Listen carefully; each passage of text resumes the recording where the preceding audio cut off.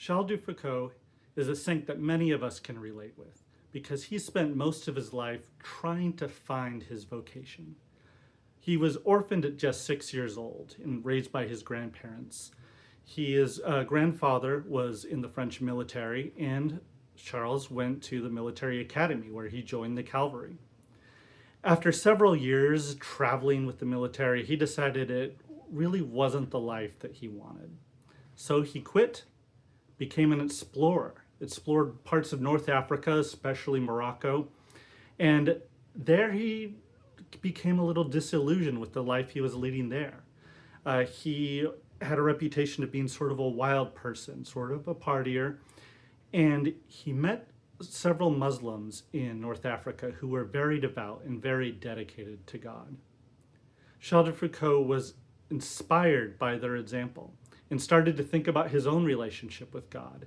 This prompted him to reevaluate his faith, and it reignited his passion that he had had for a brief period earlier in his life towards God.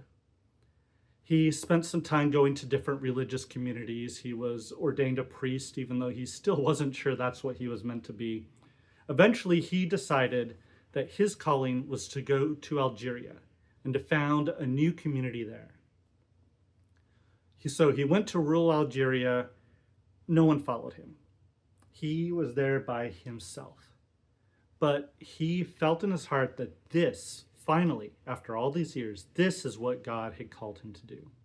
He decided to live what he described as a ministry of presence. That is, he would be present among people whose culture and language and ideas were different than his own. His idea was not to proclaim the gospel with eloquent preaching, but to shout the gospel with his life. Charles wanted to live the sort of life where people would see him and say, if that's what he is like, what is his master like?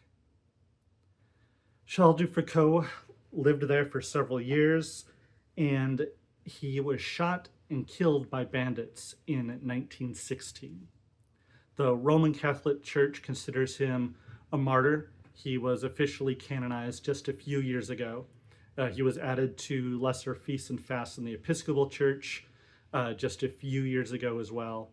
But his legend has been famous among people for more than a century. There was a 1936 biopic made about him that helped spread his legend even beyond the Catholic communities.